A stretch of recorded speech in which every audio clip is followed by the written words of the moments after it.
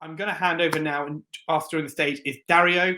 Dario's from Briter, who are building some of the data research infrastructure across Africa. Some of the best reports and insights on entrepreneurship, innovation, and investment are being produced by them on a monthly basis. Definitely worth checking out the website. But for now, I'm going to hand over to Dario to kick us off with his insights. Hey, buddy.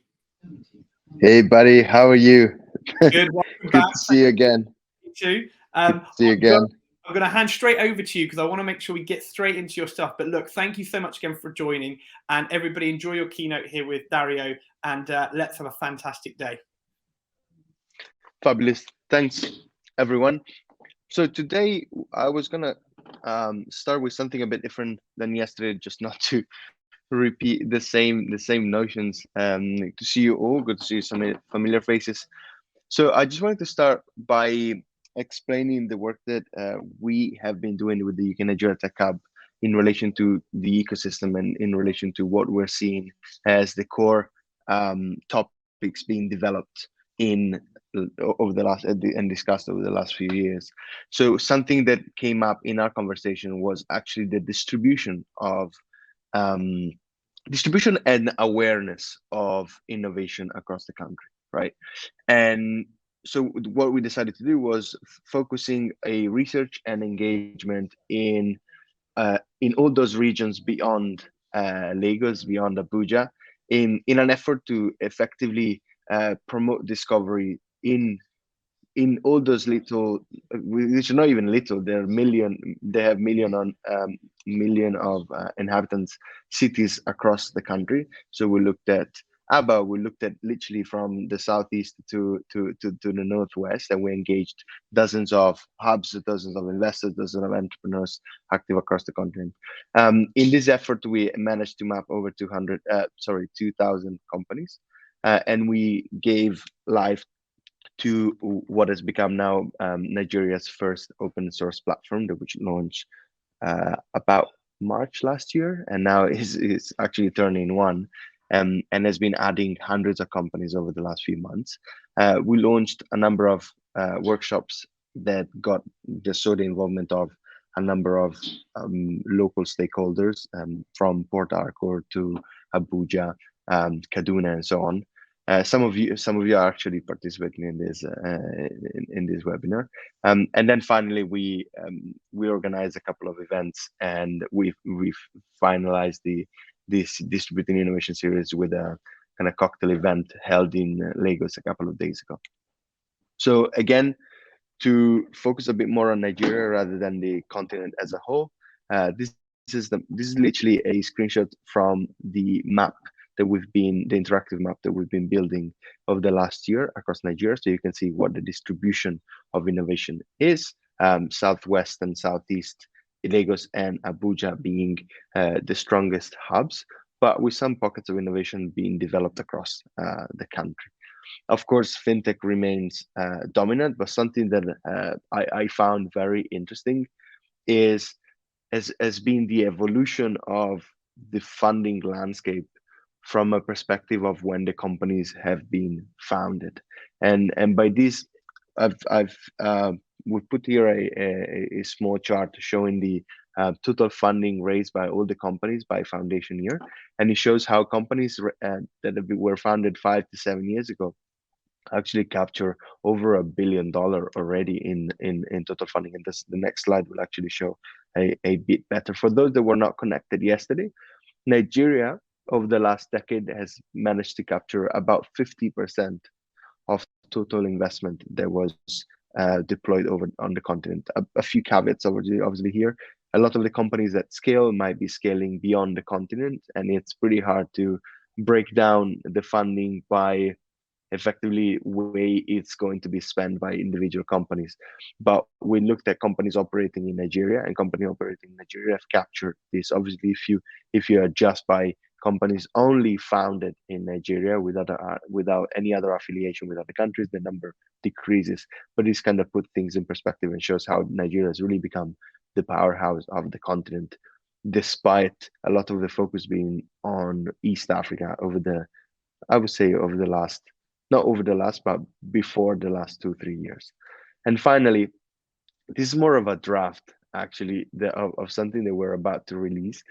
Uh, Anthony and I, we've spoken about discussing the evolution of the ecosystem, and so here I wanted to kind of juxtapose the total funding as per seen here, but across the entirety of Africa, and looking at what we call the different generations of companies that they were born over the last 20 years. So we call them, we identified 5 generation plus some precursors, because it wasn't necessarily defined as a startup ecosystem. And still to today, a lot of some of these companies, obviously these are not all the companies though, but some of the more renowned companies are yet, sorry, are still not defined as startups, but still defined as digital companies.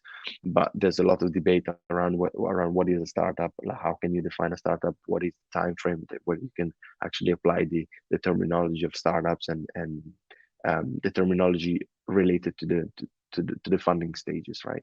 So at the beginning you had, InterSwitch and Cellulant and Kira Games that were born in the very first part of the year 2000, and then you start with the proper startup ecosystem with the rise of Pedigree, the rise of Paga. These are companies that are obviously are not just in Africa, but as you can see, many of these companies, sorry, in Nigeria, but as you can see, many of these companies and the champions that you see listed here are actually companies that were founded in Nigeria. So first generation, you can see companies like Paga, then entering the 2010s.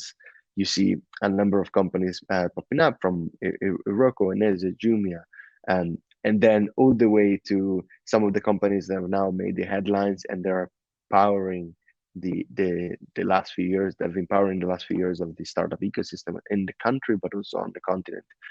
And some of these are Paystack and sort of Kobo and Kasha and Flutterwave. And something I think that the most important element in here that defines the following generation is the fact that many of the founders of the successful startup that managed to raise a lot of capital in the last few years have now become full, like part and parcel of the investment landscape of their own country and their own ecosystem. So you see, obviously, Shola, GB, and many of the other founder of very successful companies that have been reinvesting in new companies, such as, for instance, Mono, right? Or Market Force, so the investment of Ken from Cellulant. And then the most interesting part is that over the last couple of years, despite COVID, we're now seeing a further generation of companies that now is seeing the investment not only of the founder of that generation 3, but also of the new generation that are becoming angel investors. And I think this is a way we can sort of used to analyze the history of the ecosystem. Because there's quite a lot of logos missing, but I just wanted to make sure we'd have this kind of ready for this conversation. And then in the back, I've added, as I said at the beginning, the total amount of funding the companies founded in this specific year have raised. And you can see that the companies that were founded over the last 5 to 7 years managed to raise a significant amount of capital. This is about $2.5 billion. So to indicate that the companies that are, I mean, I think this is a debate that has been quite pumping over the last few weeks. But what we're seeing is that the time frame needed to raise funding is shrinking like more and more every day, and this is quite interesting for the future, for funding that are prospecting founders that are prospecting any fundraising activity in the near future. Again, as I said yesterday, most of our work is like freely available. And if anyone has any issue accessing any infographic or any data point on Briter Intelligence platform or on our reports, please just let me know, let our team know. Our team is across Lagos, Cape Town, Nairobi, and London. So you can find us pretty easily. Anthony, over to you again, unless there's any question. Thanks, but yeah, a couple of questions for me, I guess. What are you? Because obviously, Briter, you're doing so much infrastructure work across the ecosystem. And look, I'm reading your reports like I'm reading newspapers. There's so many of them coming out, and you're doing some amazing partnerships. I guess the question is, what are you coming up reports wise? What are you currently looking at? What are the next major things that you'll be talking about, if you can tell us at all? No, absolutely. So something that we are working on quite substantially, aside from a whole suite of products on the Briter Intelligence, which I kind of like keep secret for a bit, but will be coming out in the next few weeks. We are looking a lot at the activity beyond the continent in relation to the continent.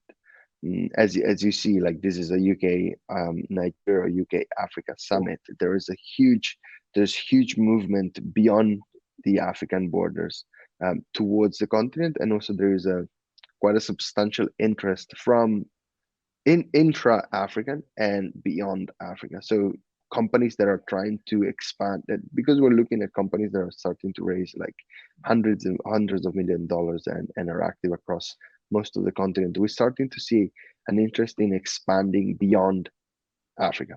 So what we're seeing is, for instance, a movement from Nigeria towards Egypt. Or I was just in Dubai last week, and I've been in conversation with several investors that are now looking into the sub-Saharan Africa from the Gulf, and previously historically focused on North Africa and the Gulf, and now looking to expand into larger markets.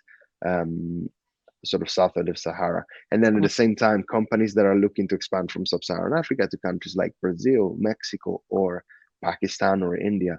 And Briter has been doing quite a lot of work into the subcontinent in South Asia and Latin America in the last couple of years, especially. And we're looking to double that down, because a lot of the synergies beyond venture capital, but also in the realm of acquisitions, in the realm of strategic distribution channels, are actually happening also beyond the continent. And this is something that we are specifically excited about. And the other thing is really the angel activity from the founders, as I mentioned earlier. I think this is a revolutionary step in the pathway to maturity of the ecosystem as a whole. 100%. I mean, that idea of talking about the ecosystem coming full circle, right? You know, if the next generation investors are those who've operated and been there and done it, it's going to drive that next generation of entrepreneurs. But it will also be really interesting to see those early employees of those companies, what they've gone on to do with maybe the equity they had from the business and experience they've had. So actually, this next generation of founders coming from successful companies as well, being backed by those founders who've come through and exited those businesses. So yeah, I'm very excited about that, and it was definitely something we touched upon yesterday. Quickly before you go, tell us a little bit more about the Briter platform, how that works. What could our audience do to engage with that? What could they get out of that? Sure. So Briter Intelligence was launched in the very beginning of COVID in 2020. It's now probably become the fastest growing platform on the continent. We're also looking at other emerging markets. It's accessible from our website for free. I mean, we do have a premium membership, but it's largely accessible for free. We have thousands of users, and people can use it for deal sourcing, for business development purposes, looking for partnerships, they're looking for investors, looking for LPs, and monitoring competitors. There's a whole set of functionalities that are suited for researchers, for investors, for founders. And you can easily request a demo with our team. That can be done directly from our website or from the platform. So if anyone were to be interested in this, please let me know. Absolutely. I've just typed away, and I've put in the intelligence link. I've put the free reports that everyone can download, and also your amazing ecosystem maps as well. So please do go into the chat and look into there. There's some fantastic insights. But as Dario said, you can engage with their team directly if there's any more you want to look into. And look, Dario, thank you so much, not just for joining us for the last few days, but for the amazing work Briter's doing to help map the ecosystem, help create those insights, driving more investment, driving more startups to the surface, and just putting a bigger spotlight on the African continent as a whole and the opportunity. So thanks again for joining us. I know you're super busy. And look forward to catching up with you hopefully later in the week, next week in person, because we do this too much on screen. We need to do it more in person. It's true. You're always welcome in the office. Thank you, everyone. Thank you, Anthony, for always organizing these beautiful events. No worries. Bye, everyone.